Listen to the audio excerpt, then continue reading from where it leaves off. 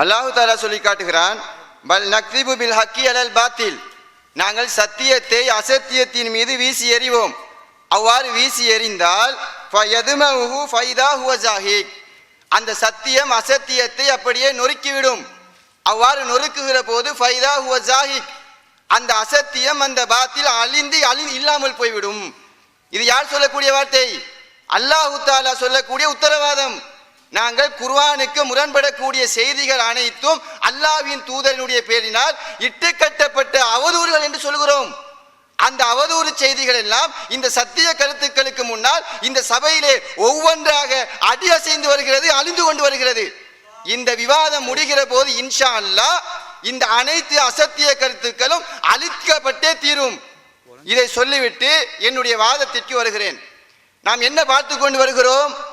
அல்லாஹ்வின் தூதருடைய பேரினால் இட்டுக்கட்டப்பட்ட செய்திகள் எப்படியெல்லாம் திருமறை குர்ஆனுக்கு முரணாக இருக்கிறது. அப்படி முரணாக இருந்தாலே அது இட்டுக்கட்டப்பட்ட செய்திதான் என்பதை நிறுவிக்கொண்டு வருகிறோம். அந்த தொடரிலே நாம் வைக்கக்கூடிய ஒரு செய்திதான் நபிகள் நாயகத்துடைய பேரினால் இட்டுக்கட்டப்பட்ட செய்தியை பாருங்க. அல்லாஹு தஆலா மலக்குல் மௌத் அவர்களை மூசா அலைஹிஸ்ஸலாம் அவர்களிடம் அனுப்பினானாம். எதற்காக அனுப்புகிறான்? ஹதீஸிலே அந்த செய்தியிலே வருகிறது, லியக்பில ரூஹு, மூசா அலைஹிஸ்ஸலாம் அவர்களுடைய உயிரை கைப்பற்றுவதற்காக மலக்குல் மௌத்தை அல்லாஹு தஆலா அனுப்பி வைக்கிறான். இப்ப அனுப்பியது யாரு? அல்லாஹ் அனுப்புகிறான். யாரை அனுப்புகிறான்?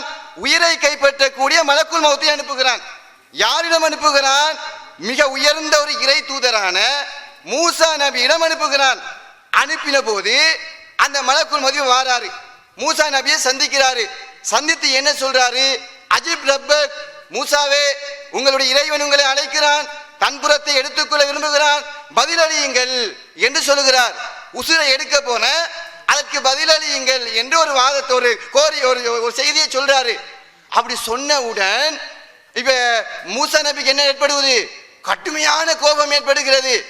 கடுமையாக கோபம் ஏற்பட்டு பலார் என்று ஒரு ஓங்கி ஒரு அறை யாட கண்ணத்துல, உயிரை கைப்பற்ற வந்த மலக்குல் மௌத்துடைய கண்ணத்துல ஓங்கி ஒரு அறை விடுகிறார். அறை விட்ட உடனே மலக்குல் மௌத்துடைய கண்ணெல்லாம் பிதுங்கி அப்படியே வெளியே வருகிறது. அறை வாங்கினவர் என்ன செய்யறாரு? அறையப்பட்டு கொண்டு உசுரை எடுக்காம அல்லாஹ் கிட்ட திரும்பி வராரு. திரும்பி வந்து சொல்றாரு, ஏன்லாம் ஒரு மரணிப்பதற்கு விரும்பாத ஒரு மனிதரிடமா நீ என்னை அனுப்பியிருக்கிறாய்? இவர் எப்படியான ஆள் தெரியுமா?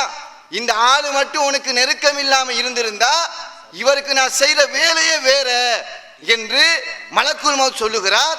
அல்லாஹ் மலக்குல் மௌத்துடைய அந்த கண்ணை சீர் செஞ்சுட்டு திருப்பி மறுபடி அனுப்பி வைத்தான் என்று ஒரு செய்தி வருகிறது.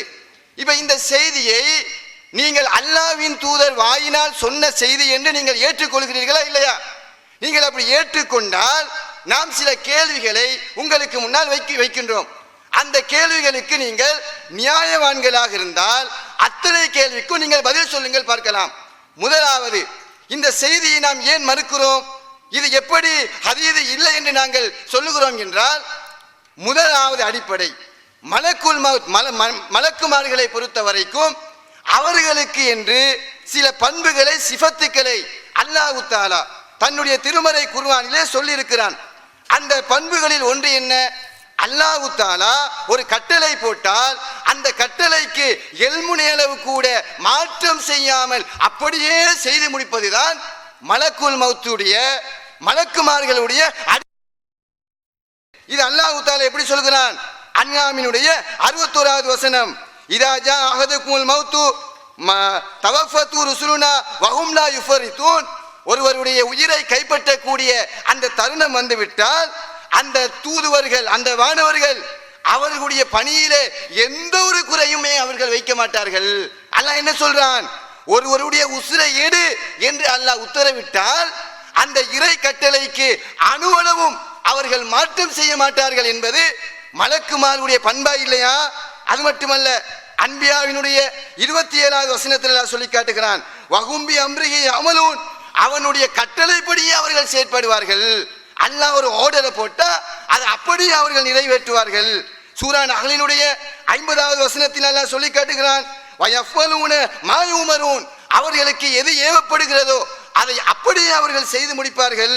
சூரா தஹ்ரீமினுடைய 6வது வசனத்தில் அல்லாஹ் சொல்லி காட்டுகிறான், லா யஸூனல்லாஹ மா அமரஹும், அவர்களுக்கு அல்லாஹ் எதை கட்டளையிடுகிறானோ அதற்கு அவர்கள் மாற்றம் செய்ய மாட்டார்கள்.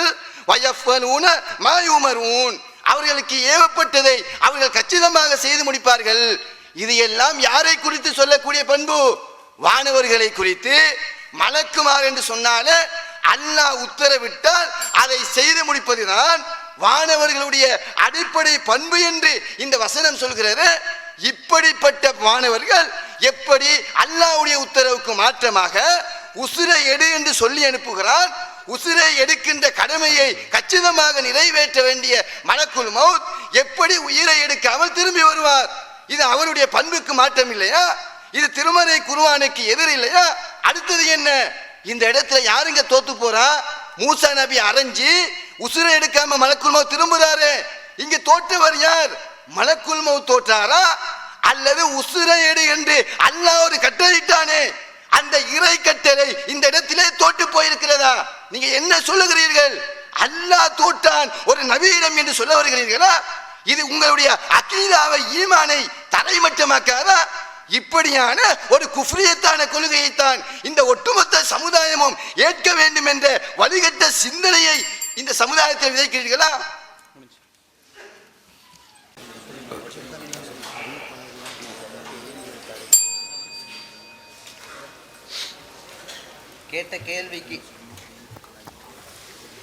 கேட்ட கேள்விக்கு பதில் சொல்லல என்ற குற்றச்சாட்டை முன் வச்சாங்க.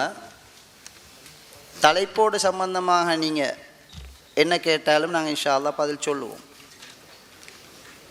அதே குற்றச்சாட்டை சொல்லக்கூடிய மதிப்புக்குரிய மௌலவி அவர்கள் ஒரே ஒரு கேள்வியத்தை நாங்கள் முன் வச்சோம்.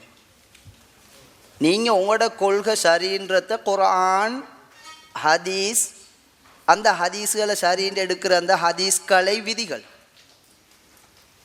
அப்போ அதில் அறிவுக்கு முரணானதையும் குர்ஆனுக்கு முரணானதையும் மறுக்கின்ற முறைமை இருக்குதுன்னு நீங்கள் எழுதிக்கிறீங்க. நாங்கள் படிக்காமல் வரல, சொந்த மாதிரி படித்தோம். இன்ஷா அல்லாஹ் புஸ்தகத்தில் இருக்குது, அவ்வளோவே நாங்கள் முன் வைப்போம்.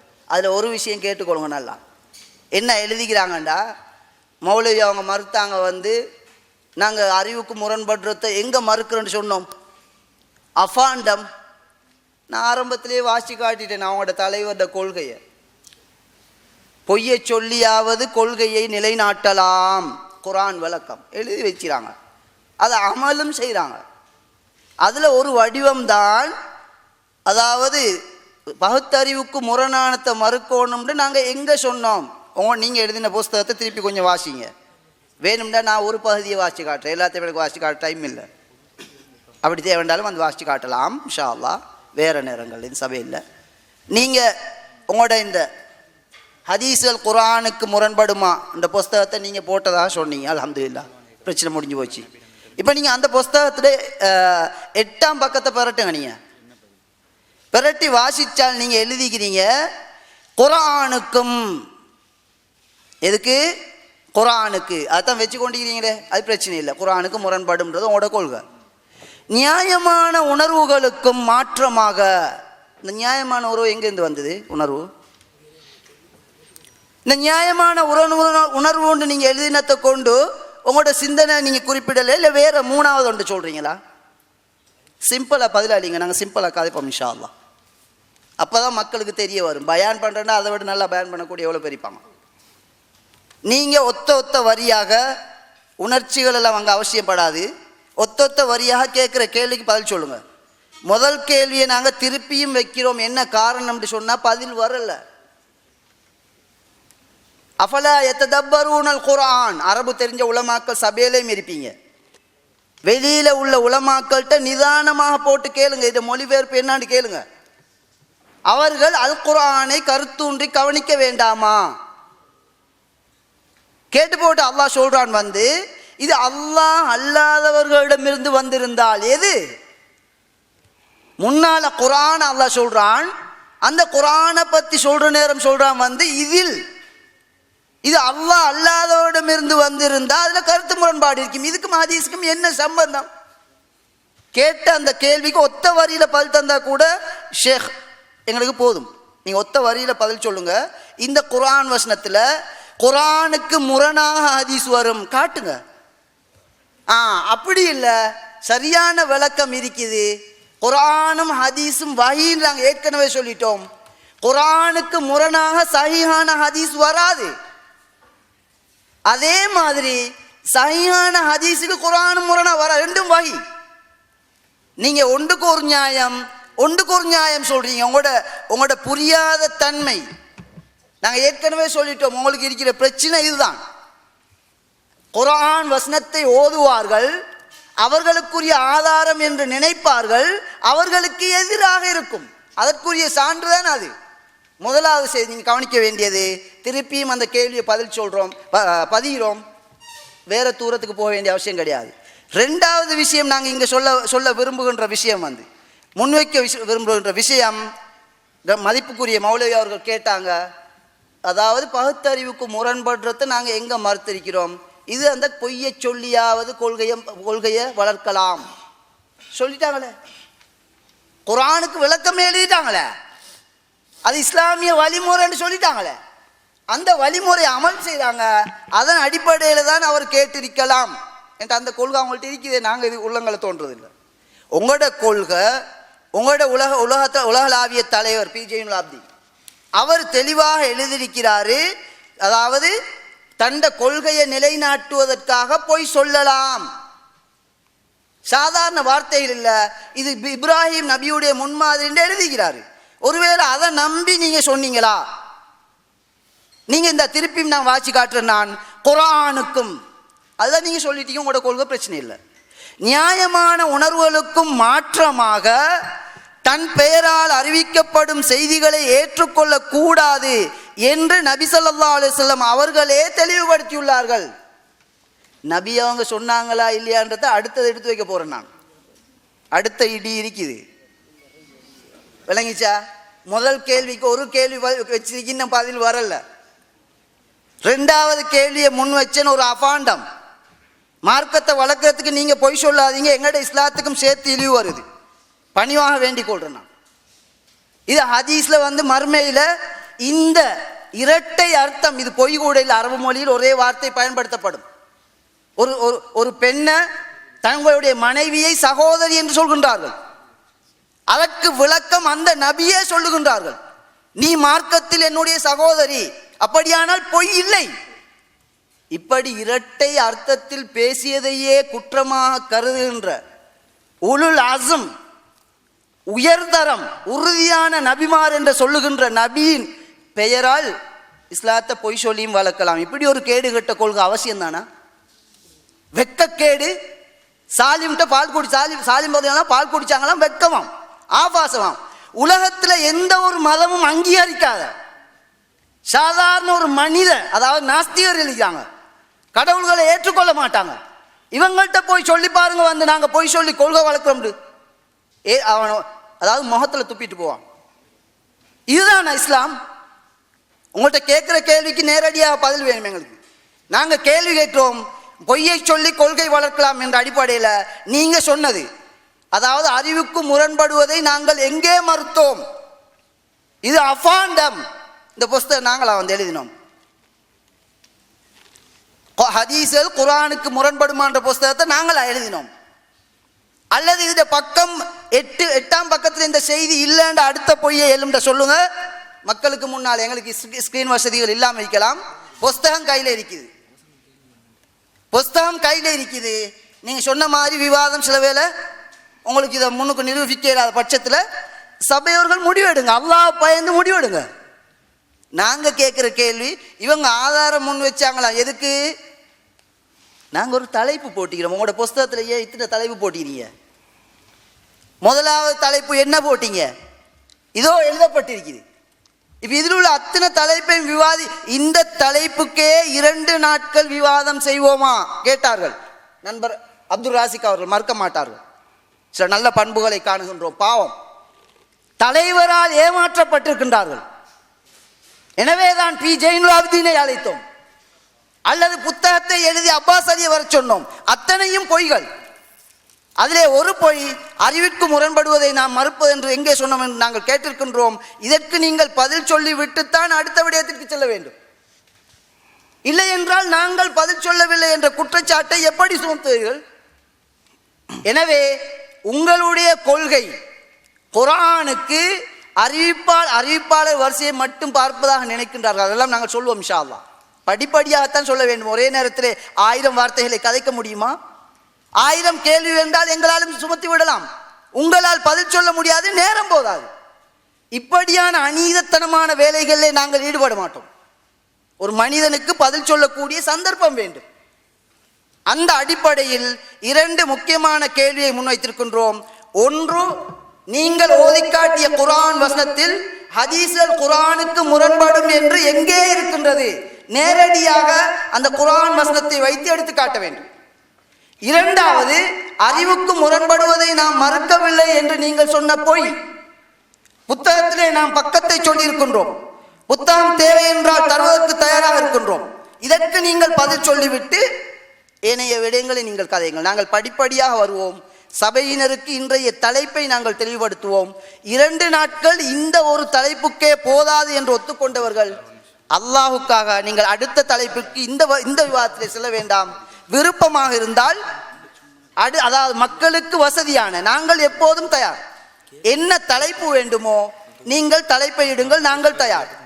கடைசி வரைக்கும் ஹதீஸை மறுக்கின்ற குஃப்ரான கொள்கைக்கு இடம் கொடுக்க மாட்டோம். எனவே திருப்பியும் நாங்கள் கேட்கின்றோம், உங்களுடைய நிலைப்பாட்டிற்கு ஆதாரம் வையுங்கள். சொன்னார்கள்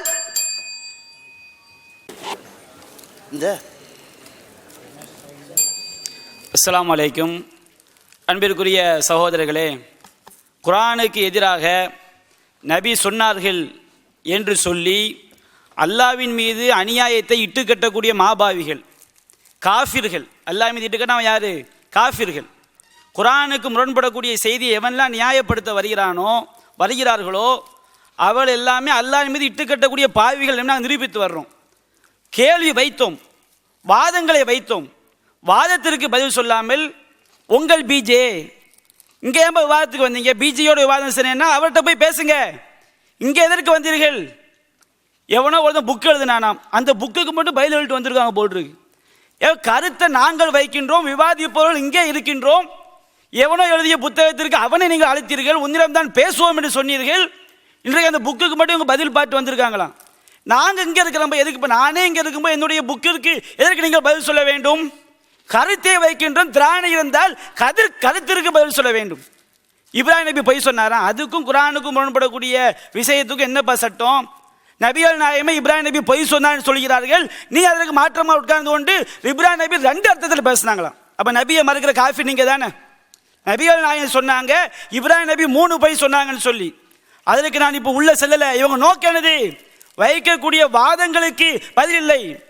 நாங்கள் கேட்டோம், ஏன்பா நல்லவர் அறிவிப்பாளர் நல்லவராக இருந்தால் அது நபி சொன்னது தான் நீங்கள் சொல்றீங்களே. ஹஸ்ஸான் பின் சாபித் ஜிப்ரீலை கொண்டு அல்லாஹ் வலுப்படுத்துகிறான் என்று நபிகள் நாயகம் சொன்னார்கள். அவர் ஆயிஷா மேல் அவதூறு பரப்பினாரே, மிஸ்டர் ஆயிஷா மேல் அவதூறு பரப்பினாரே, நல்லவர் என்று பார்த்து அல்லாஹ் ஏற்றுக்கொள்ள சொன்னானா? கேள்வி எவ்வளவு அற்புதமான கேள்வி. நம்முடைய பார்வையில் நல்லவராக இருந்து விட்டால் அவர் பொய்யே சொல்ல மாட்டார் என்று நீங்கள் சொல்கிறீர்களா? நம்முடைய பார்வை நல்லவனாக இருந்தால் அவன் தவறே இழைக்க மாட்டான். மறுமை நாளில் நரகத்தில் இறப்பையை கையில் வைத்துக் கொண்டு சுற்றி வருவான். சொர்க்கவாசியை கேட்பார், நீதானே தீமையை தடுத்தாய், ஏன் நரகத்திற்கு வந்தாய்?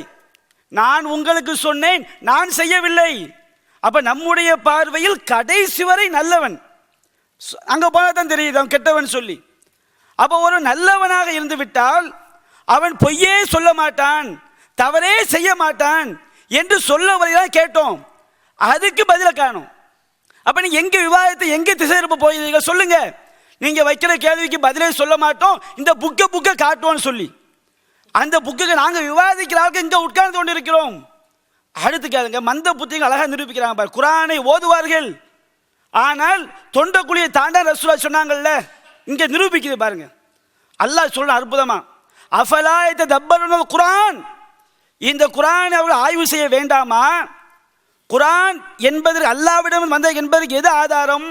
லவ் கான மின் இன்தி கைரில்லாஹ், அல்லாஹ்விடமிருந்து வந்திருந்தால். அல்லாஹ் என்ன சொல்றான்? குர்ஆன் என்பதற்கு ஆதாரமே அல்லாஹ் அல்லாஹ்னு வந்திருந்தா இதுல முரண்பாட்டை கண்டிருப்பீர்கள். அப்ப அல்லாஹ் இதுல என்ன அல்லாஹ் சொல்ல வருகிறான்? அல்லாஹ்விடமிருந்து வந்திருந்தால் முரண்பாடு இருக்காது. அப்ப வஹி ஹதீஸ் என்பது நபி சொன்னது என்பது வஹி, நாங்கள் உளப்பூர்வமா நம்புறோம். அல்லாஹ்விடமிருந்து வந்ததுதான் நபி சொன்ன அந்த விளக்கம். அப்ப அல்லாஹ்விடமிருந்து வந்தால் முரண்பாடு இருக்காது என்பது குர்ஆனுக்கு அல்லாஹ் சொல்கிறான். அப்ப ஹதீஸும் அல்லாஹ்விடமிருந்து வந்திருந்தால் அதில் முரண்பாடு இருக்குமான்னு கேள்வியை சின்ன பிள்ளைக்கு விளங்குற மாதிரி கேட்கிறோம். அங்கே குர்ஆன் தானே இருக்கிறது, அங்கே குர்ஆன் தான் இருக்குது. குர்ஆனுக்கு அல்லாஹ் என்ன அளவுகோல் வைக்கிறானோ அது எதற்கும் பொருந்தும். ஹதீஸுக்கும் ஒன்று அல்லாஹ் சொல்றானே, குர்ஆனை படிக்கிறீங்களே தொண்டைக்குழி தாண்ட மாட்டுக்க. நபிகள் நாயகம் அழகா சொல்லி காட்டுறாங்க. நபி என்ற யார் தெரியுமா? வமா உரீது அன் உகாலிஃபக்கும் இலாமா அணுகாக்கும் அணு, எதை நான் தடுக்கிறேனோ அதில் உங்களுக்கு மாற்றமாக நடப்பதை விரும்ப மாட்டேன். நபினா யாரு? குர்ஆன்ல அல்லாஹ் சொன்ன நபி தான் நமக்கு சொல்லுவாங்க. குர்ஆன் உன்னை தடுத்து விட்டால் அதற்கு மாற்றமாக நபி நடக்க மாட்டார்கள். அப்ப நாங்க தெளிவா சொல்லி காட்டுறோம், அறிவிப்பாளர் நல்லவராக இருந்தாலும் குர்ஆனுக்கு முரணாக வரும் என்று சொன்னால், எந்த விதத்திலும் பதில் சொல்ல முடியாது சொன்னால், குர்ஆனுக்கு முரணாக வந்தாலே மறுக்க வேண்டிய கொள்கை கிடையாது.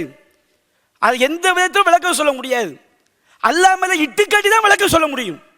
நாங்கள் அதை கேள்வி கேட்டு சாலிம் எடுத்து வச்சோமே, நீங்க அல்லாஹ் மேல எப்படிலாம் இட்டு கட்டுவீங்க? பதில் சொல்ல வந்தால் அல்லாஹ்வின் மீது இட்டு கட்டுவீர்கள். இட்டு கட்ட உங்களால் பதில் சொல்ல முடியாது. அடுத்த ஒரு ஆதாரத்தை எடுத்து வைத்தோம், அதுக்கு பதில் சொல்ல வந்தா அல்லாஹ் மேல இட்டு கட்டி காஃபிரா போவீர்கள். நீங்களும் இட்டு கட்டுகிறீர்கள். வெளியே யாரெல்லாம் இந்த குர்ஆனுக்கு முரண்படக்கூடிய செய்தியை நபி சொல்றது வாதிக்க வருகிறானோ அவர் அனைவரும் விட்டு கட்டுகிறார்கள். குர்ஆனை மறுக்கக்கூடிய காஃபிர்களாக இருக்கிறார்கள். கேள்வி வைக்கிறோம், நபி சொல்லுவாங்களா? ஆதாரத்தை எடுத்து வைக்கிறோம்ல, வாதிக்க வந்தவங்க பதில் சொல்ல வேண்டுமா இல்லையா? ஏன் வாய் மூடி மௌனிகளாக இருக்கிறீர்கள்? ஏன் யாரோ எழுதிய புத்தகத்தை கொண்டு வந்து காட்டுகிறீர்கள்? அப்ப தலைப்பு எதுக்கு போட்டீங்க? நாங்க அந்த புக்கை தான் விவாதிப்போம் சொல்ல வேண்டியதானே. உங்க தலைவர் பிஜே, எங்களுக்கு யாரும் தலைவர் கிடையாதுங்க. எங்களுக்கு அல்லாஹ்வுடைய வஹி தாங்க மார்க்கம். உங்களை மாதிரி மனோ இச்சையை பின்பற்றக்கூடியவர்கள் நாங்கள் கிடையாது. ஹதீஸ்களை நான் கேட்கிறேன், ஹதீஸ்களை அல்லாஹ் உண்டாக்கியதா? அல்லாஹ்வுடைய வேதத்துக்கு எதிராக இருந்தாலும் ஹதீஸ்களை தூக்கி பிடிப்பீங்களா? குர்ஆன் சுன்னாவிலிருந்து ஹதீஸ்களை எடுக்க வேண்டுமா, அல்லது எவனோ எழுதி வைத்ததை நீ வேதமாக ஏற்பீர்களா? வகை யார் பின்பற்றீங்க? அப்ப நீங்க சத்தியத்தில் இருக்கிறீர்களா அசத்தியத்தில் இருக்கிறீர்களா? கேட்கிற கேள்வி விவாதத்தை கரெக்டா கொண்டு போறோம். நீங்க என்ன செய்றீங்க? தேவையற்ற சம்பந்தமில்லா கேள்வியை நீங்க எடுத்துக்கொண்டு நாங்கள் இந்த சபையில் என்ன வாதம் வைக்கிறோமோ, இந்த சபையில் என்ன கருத்தை சொல்கிறோமோ அதற்கு நீங்க பதில் சொல்லுவாங்க.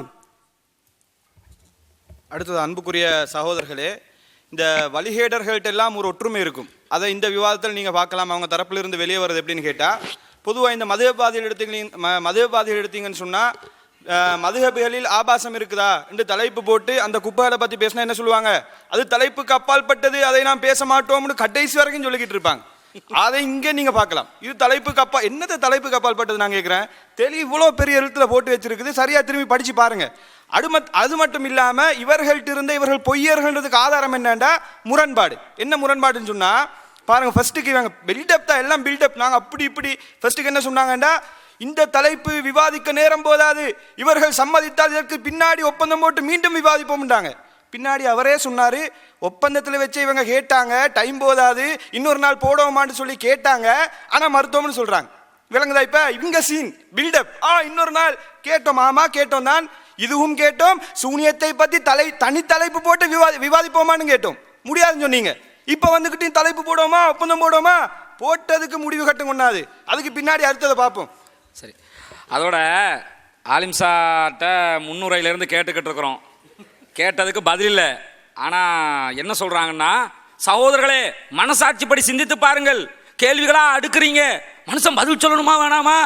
எங்களுக்கும் கேள்வி கேட்க தெரியும், நாங்கள் மனசாட்சிப்படி யோசிக்கிறோம், அதான் கேட்காமல் இருக்கிறோம். உங்களை யார் வாப்பா கேட்க வேணாமண்டா? நாங்கள் வேணாமண்டமா? கேளுங்க, முன்னாடி கேளுங்க. கொஞ்சம் பேர் சொல்லிக்கிட்டு தெரிஞ்சாங்க, பிடிப்போம் தக்லீதுவாதிகள் அப்படி இப்படி. அவங்க டாக்கல நேற்று கூட ஒரு கலாச்சிட்டாங்களாம் அப்படி போட்டுக்கிட்டு. நான் கேட்குறேன், பிடிக்கிறதுக்கு முன்னாடி நிற்கிறமே, இதில் இருந்து கேள்வி கேளுங்கன்னா இதில் இருந்து கேட்டுக்கிட்டு இருக்காங்க. பிஜே எழுதினாரு, நான் பிஜேட தர்ஜுமா தலைப்பா இந்த புக்கு தலைப்பா 8ஆம் பக்கம் பாருங்கள். நீங்க வாசிச்சதுக்கு கீழையும் படிச்சு காட்டுங்க. 8ஆம் பக்கம் பார்க்க சொன்னீங்கல்ல, அடுத்து ஒரு ஹதீஸ் வருது, அதையும் படிச்சு காட்டிருங்க. நான் என்ன கேட்கிறேன்னா, தலைவரால் ஏமாற்றப்பட்டு விட்டார்கள். இதா நான் கேட்கிறேன், டைம் பத்தல, எங்களுக்கு டைமே கிடைக்குதுலன்னு நாங்க உட்கார்ந்துகிட்டு இருக்கிறோம். சாலிமுக்கு பதிலங்க, பால் கொடுத்தாங்களா இல்லையா, குடிச்சாங்களா இல்லையா, அதை சொல்லிருங்க. அதே மாதிரி ஹம்சுரலாத்தின் அதை சொல்லிருங்க.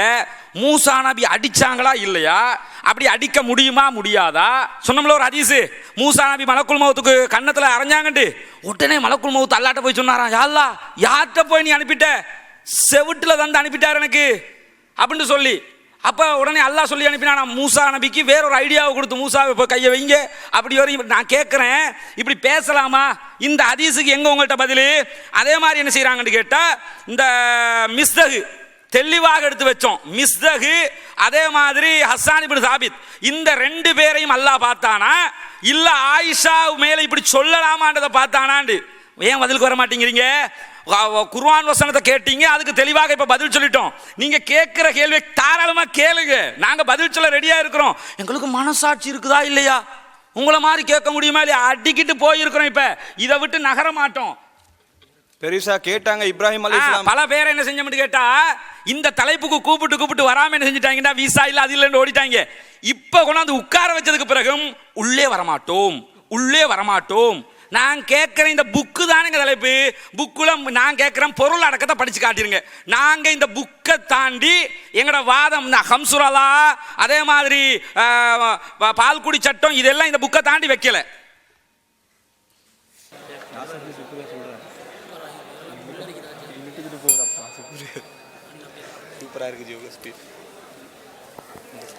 மாஷா அல்லாஹ், தெளிவான ஒரு தடுமாற்றத்தில் இருக்கின்றார்கள் என்பது பகிரங்கமாக பதியப்படுகின்றது. ஒரு ஆலிம் கேட்கின்றார், இந்த ஹதீஸ்கள் குர்ஆனுக்கு முரண்படுமா என்று யாரோ எழுதிய நூலை இங்கு கொண்டு வந்து குறிப்பிடுகின்றார்கள். யாரோ எழுதிய நூலை இங்கு வந்து குறிப்பிடுகின்றார்கள் என்று சிறிது நேரத்திற்கு முன்னரும் சிறிது நேரத்திற்கு பின்னரும் அடுத்த ஆலிம் ஏற்றுக்கொள்கின்றார். புஸ்தகத்தை படியுங்கள், நாங்கள் தான் புஸ்தகம் போட்டோம் என்று அடுத்த ஆலிம் குறிப்பிடுகின்றார். சிந்திக்க வேண்டியது யாருன்றதை எதிர்த்தரப்பு சிந்திச்சா கொஞ்சம் நல்லா இருக்கும்னு நினைக்குது. சொல்ற ஒரு சபையிலேயாவது அல்லாஹ், இதுதான் வழிகேடின் அடையாளம். முரண்பாடு, கொள்கையின்மை, ஒரு இடத்தில் ஒன்று, ஒரே மேடையில் 5 நிமிஷத்துக்கு முந்தி ஒன்று, 5 நிமிஷத்துக்கு பிந்தி ஒன்று. இதுதான் உங்களோட கொள்கையா? சிந்திங்க. நியாயம் நீங்க காண்றீங்களா? ஒரு ஆலிம் சொல்றாரு யாரோ எழுதின புஸ்தகம் சொல்லி, இன்னும் ஒரு ஆலிம் சொல்றாரு நாங்க புஸ்தகம் போட்டுக்கிறோம் சொல்லி. இதுல எதை ஏற்றுக்கொள்றது?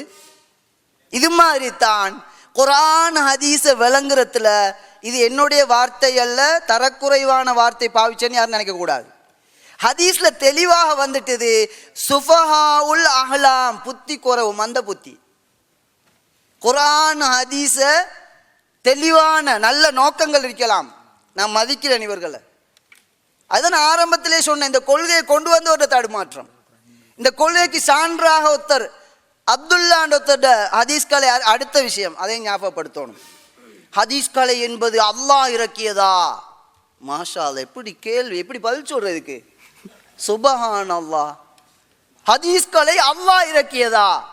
ஒப்பந்தம் போடக்கொள்ளையும் சபையில குந்தி கொண்டிருந்தார் கேள்வி கேட்டவர். இங்க அவங்களோட ஸ்ரீலங்கா தௌஹீத் ஜமாத்தின் நிலைப்பாடுன்னு எழுதியிருக்குது. தூரத்தில் உள்ள ஆட்களுக்கு விளங்காம இருக்கலாம். காலையில் சில ஆட்கள் வீடியோ போட்டோ பண்ணி நாங்கள் நினைக்கிறேன், நெருக்கி எடுத்து பாருங்க. ஹதீஸ் கலையில் இந்த விதி உண்டு. யார் எழுதினது? நாங்களா? மாஷா அல்லாஹ். அதில் நான் நினைக்கிறேன் எதிர்த்தரப்பு அந்த இயக்கத்தின் பொதுச் செயலாளர் மற்றவங்க அதில் போய் சொல்ல மாட்டாங்கன்னு நினைக்கிறேன், அல்லாஹு ஆலம். அவங்க கொண்டு வந்து போட்ட பேனர், அந்த பேனர்ல என்ன இருக்குது? ஹதீஸ் கலை விதியிலேயும் இது இருக்குதாம். பேனர்ல காலையில கொண்டாந்து தூக்குறாங்க, பகலில் அறிஞர் வந்து எங்கள்கிட்ட கேள்வி கேட்கிறாரு, ஹதீஸ் கலை அல்லாஹ் இறக்கியதா? இப்படி கேள்விக்கு எப்படி பதில் சொல்றது? சுபஹானல்லாஹ். இப்படி கேள்விக்கு பதில் சொல்றதுக்கு அது உங்களை மாதிரி ஒரு ஆளே பார்த்துக்கொள்ளுங்க. வேற என்ன எனக்கு என்ன சொல்ல தெரியல. இதே போன்றுதான் குர்ஆன் வசனத்தை தவறாக விளங்கினார்கள், பதில் சொல்லவில்லை.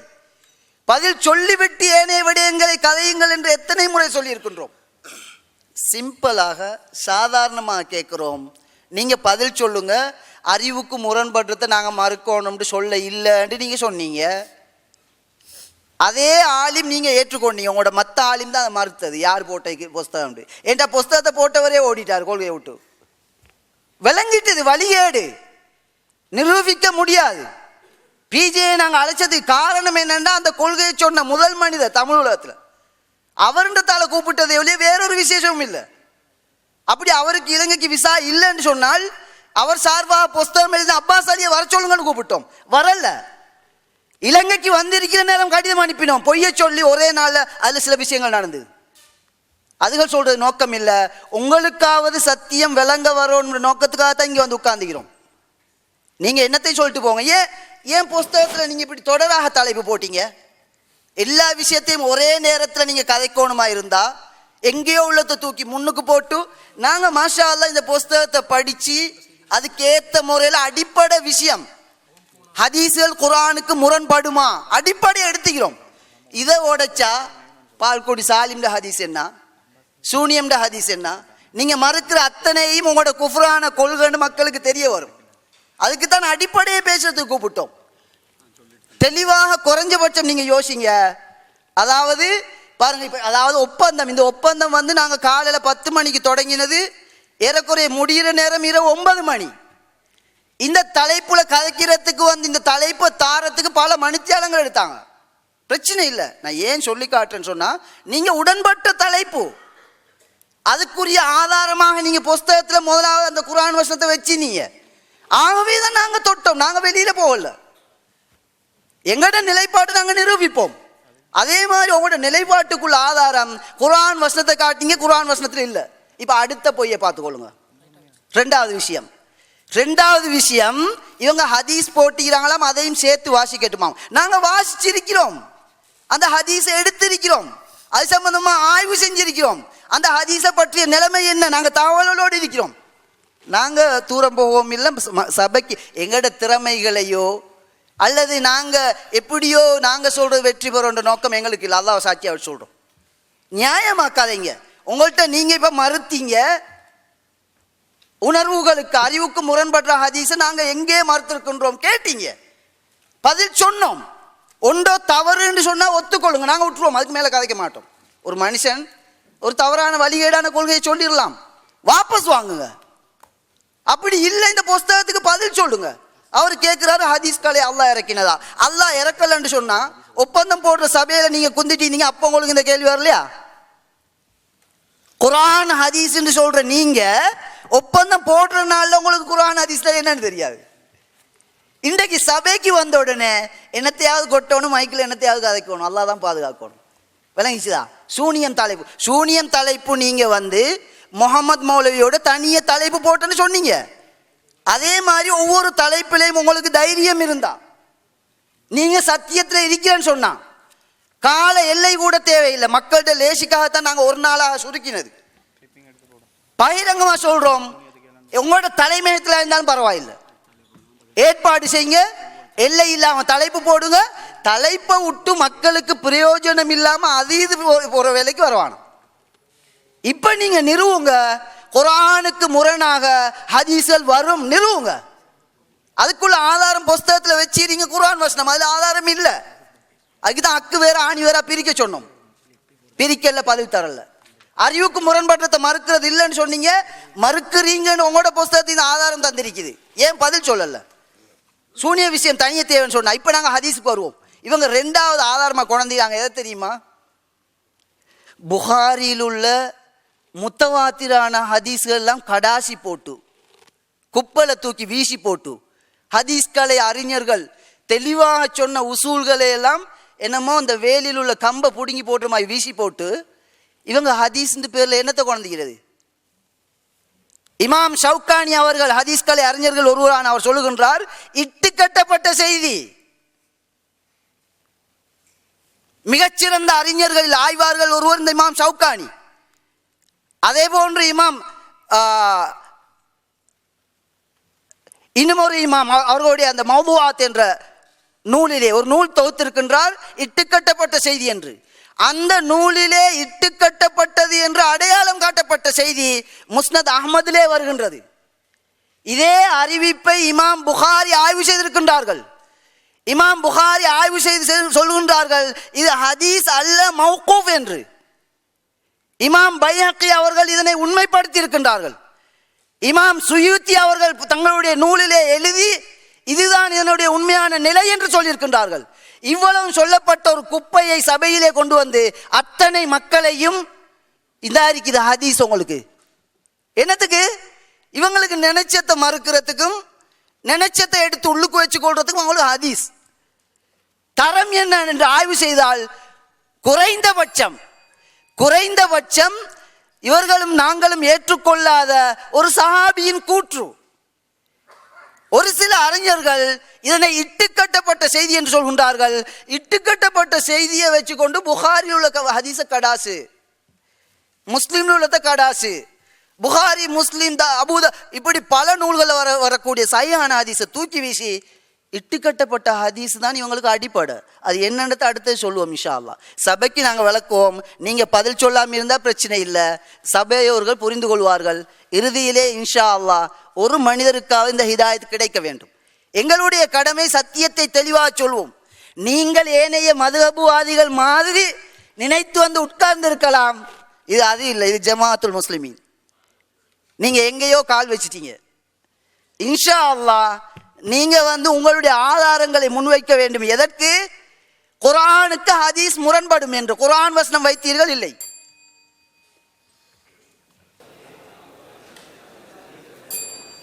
அஸ்ஸலாமு அலைக்கும்.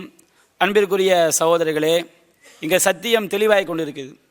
எப்போ எதிர்த்தரப்பு பயான் பண்ண ஆரம்பிக்கிறாங்களோ, விவாதத்தை விட்டு விரண்டு ஓடுகிறார்களோ, அன்றைக்கே நம்முடைய தரப்பு சத்தியம் என்பது அது வாதங்களை வைத்து ஆதாரங்களை நிரூபணமாகிறது. இப்போ நான் சொன்னேன், ஏன்பா நாங்கள் குர்ஆனுக்கு முரண்பட்டால் நபி சொன்னது கிடையாது, நீங்கள் அல்லாஹ் மேலே இட்டு கட்டி தான் நீங்கள் காஃபிரான காரியம் செஞ்சு தான் நிரூபிக்க முடியும், நாங்கள் வாதங்களை எடுத்து வைக்கிறோம். ஏன்பா அந்த புக்குக்கு நீ பைபிள் எழுதிட்டு வந்து அதங்க வச்சு பேசிக்கிட்டு இருக்கிற? கருத்தை எடுத்து வைக்கிறோம்ல, எங்கே முன்னாடி நிரூபித்து காட்டுங்கிறோம்.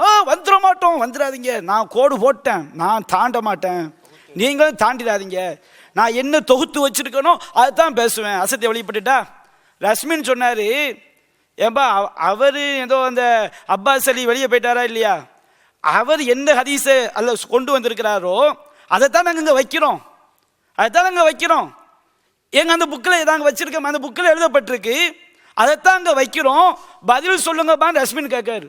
சகோதரர்களே, முரண்பாடு இதை உங்கள் லட்சணம். ரசூல சுஃபஹாவுல் அலாம் சொன்னாங்கல்ல, மந்த புத்தி தெளிவாகுதா? என்ன சொல்கிறோம்?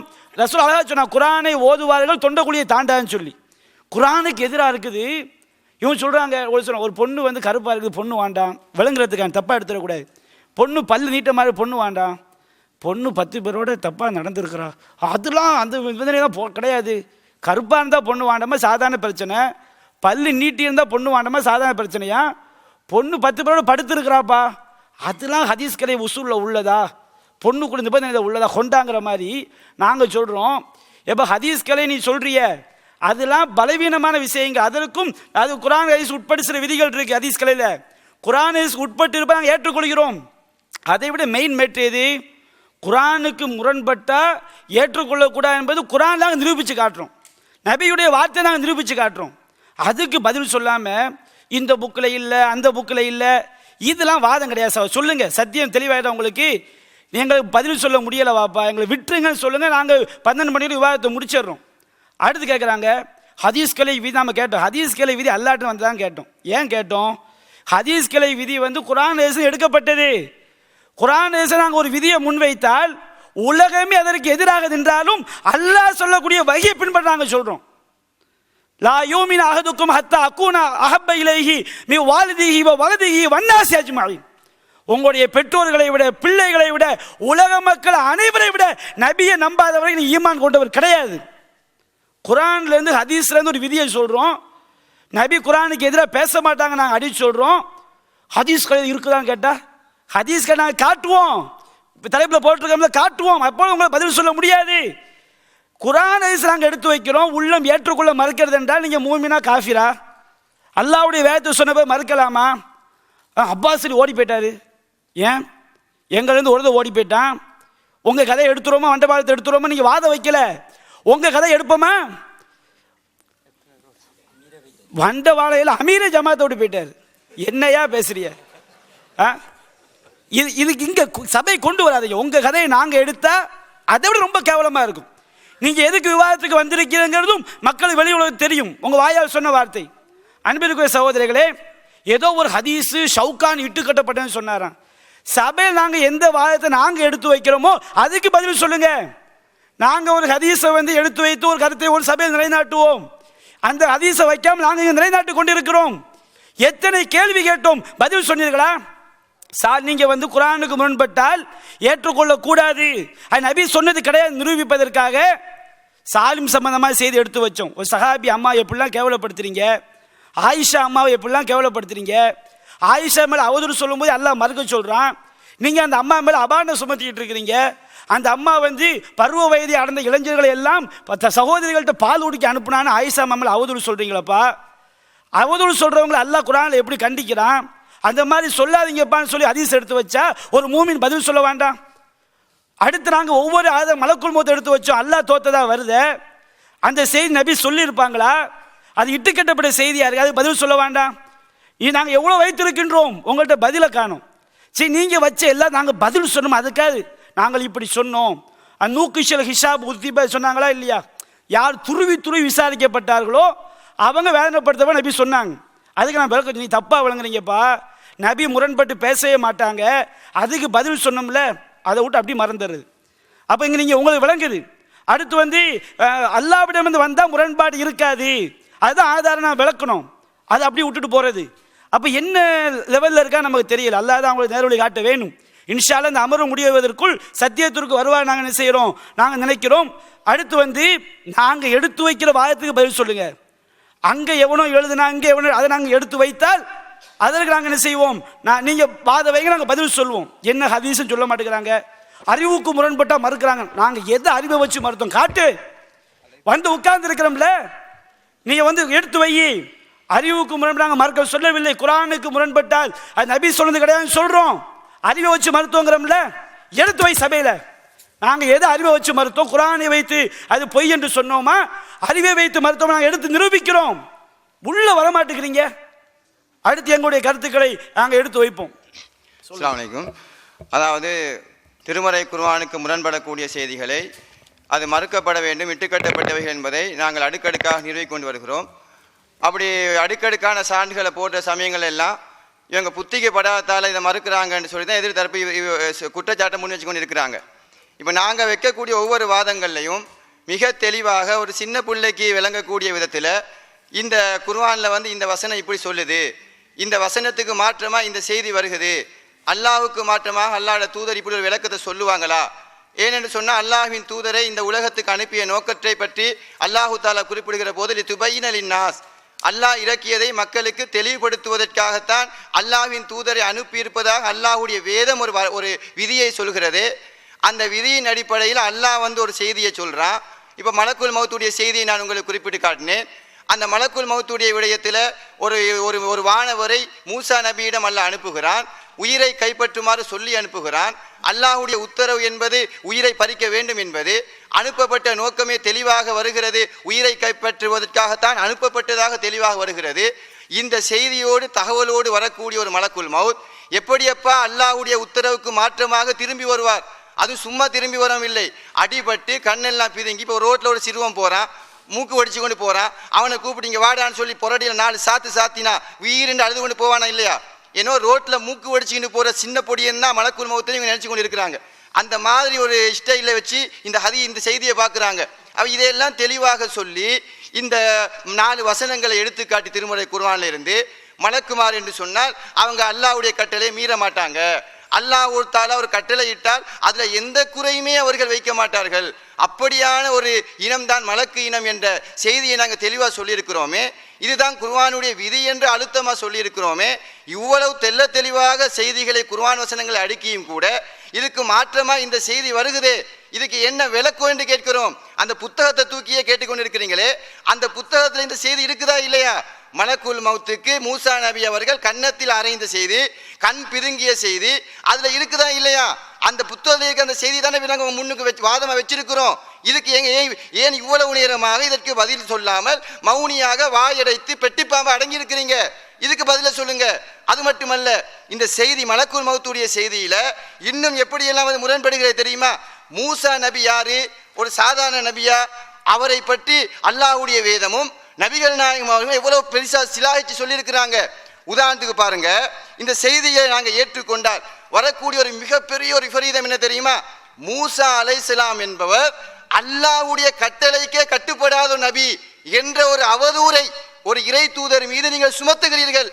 இந்த செய்தியை நபி வழி என்று நம்பக்கூடியவர்கள் அல்லாஹ் தஆலா உயிரை பறிக்க வேண்டும் என்பதற்காக ஒரு மலக்கை அனுப்புகிறார். அவர் உசுரை எடுக்கத்தான் வந்திருக்கிற அஜிப் ரப்பக், உங்கள் இறைவனுக்கு நீங்கள் பதிலளியுங்கள் என்று அந்த மலக்கு சொல்றாரு. அல்லாஹ் அனுப்பியிருக்கிறார், அல்லாஹ் வானவர் வந்திருக்கிறாரு, உசுரை எடுக்க வந்திருக்கிறாரு என்று தெரிந்தும் கூட மூசா நபி அடிச்சு விரட்டுறார் என்று சொன்னால் ஒரு இறை தூதர் இப்படி நடப்பாரா? அல்லாஹ் தஆலா நிசாயினுடைய 64வது வசனம் அல்லாஹ் என்ன சொல்கிறான்? வமா அர்சல்னா மின் ரசூலின் இல்லா லியுதா பிஇذنில்லாஹ், அல்லாஹ்வுடைய விருப்பப்படி அல்லாஹ்வுக்கு கட்டுப்படுவதற்காகத்தான் இறை தூதர்களை அனுப்பியிருப்பதாக அல்லாஹ்வுடைய வேதம் சொல்கிறது. அப்ப இதுதான் கட்டுப்படுகிற விதமா? மூசா நபி இப்படி அல்லாஹ்வுடைய கட்டளைக்கு மாற்றம் செய்திருப்பாரா? அது மட்டுமல்ல, கேட்டா சொல்கிறார்கள் மூசா நபி அவர்கள் அந்த ஹதீஸ் செய்தியில் என்ன வருகிறது? மௌத்தை வெறுத்தார்கள், மரணத்தை விரும்பாத மனிதர் என்ற வார்த்தை வருகிறது திருமறை குர்ஆன்ல. தாஹாவினுடைய 83 84 வசனம் அல்லாஹ் மூசா நபியை பற்றி என்ன சொல்கிறான்? வமா அஜலகன் கௌமிக யா மூசா, மூசாவே உன்னுடைய சமுதாயத்தை விட்டு ஏனப்பா அவசரமாக வந்தாய் என்று கேட்டபோது என்ன பதில்?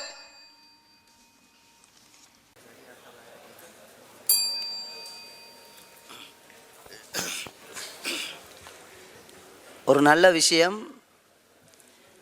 ஹதீஸ்களை அல்லாஹ்வா இறக்கினான் என்று கேட்டவர் சஹீஹான விதிகளை ஏற்றுக்கொள்ளுவோம் என்ற நிலப்பாட்டுக்கு, சரியான நிலப்பாட்டுக்கு வந்துகிறாரு.